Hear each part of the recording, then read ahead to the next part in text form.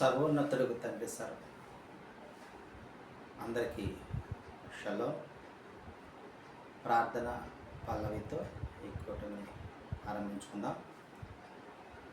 సర్వోన్నతుడికి తండ్రి, సర్వాధికారి, సర్వ సృష్టికర్త, నిన్న నేడు నిరంతర ఏకరీతి గల తండ్రి, మీకు స్తోత్రాలు చెల్లించుకుంటున్నాం తండ్రి. ఉదయకాల సమయంలో నీ వాక్యమును ధ్యానించుచుండగా మా మనోనేత్రను వెలిగించి, ఎదుగో తండ్రి, మాకు కావలసినటువంటి ఈవులను అనుగ్రహించమని ఈ మా మనవులను మా రక్షకుడు విమోచకుడైన నజరేయుడైన యెషువా మెస్సయ్య నామమున అడిగి పొందుకుంటున్నాం తండ్రి, ఆమేన్.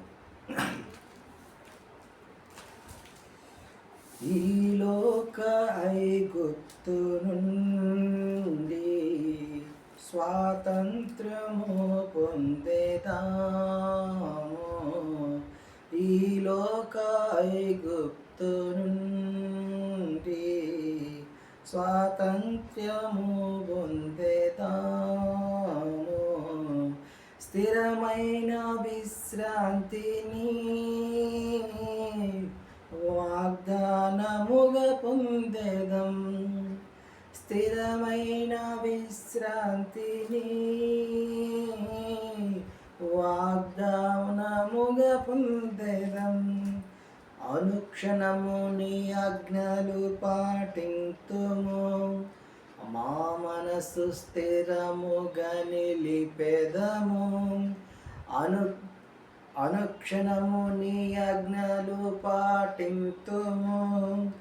మా మనసు స్థిరముగా నిలిపెదము. విశ్రాంతి దినము నీవిచ్చిన ఆజ్ఞ విసుగాగా పాటింతుము. మా మనసు నిలిపెదము. విసుగాగా పాటింతుము. మా మనసు నిలిపెదము. లేవికాండము 25వ అధ్యాయం 3వ భాగంగా 35వ వచనంలో ఈ విధముగా హషం వారు సెలవిస్తూ ఉన్నారు. పరదేశి, పరవాసి లేదా అతిథి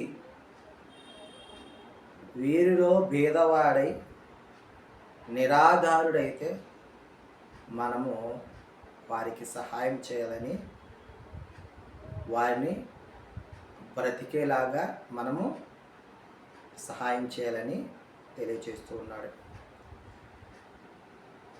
అదోనై వారికి భయపడి వారికి ద్రవ్యమును వడ్డీకైనా ఇవ్వకూడదు.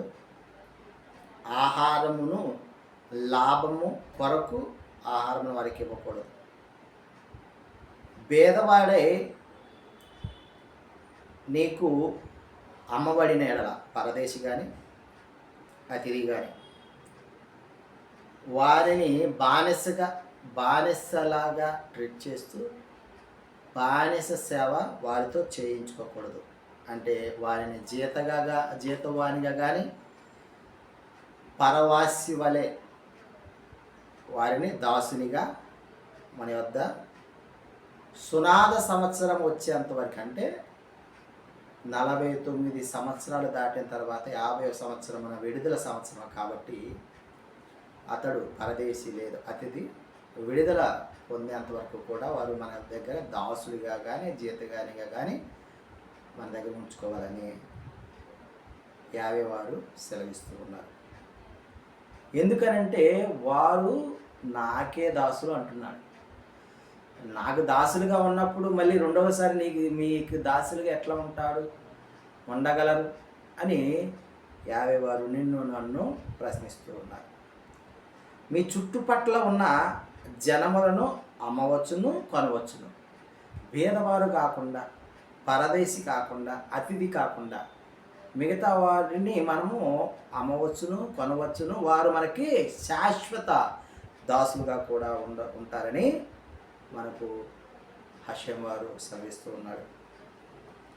మీ దేశములో నివసిస్తూ పరదేశులు పిల్లలకు అంటారు కదండి, ఆ పిల్లలు మన స్వాస్థ్యం అవుతారంట.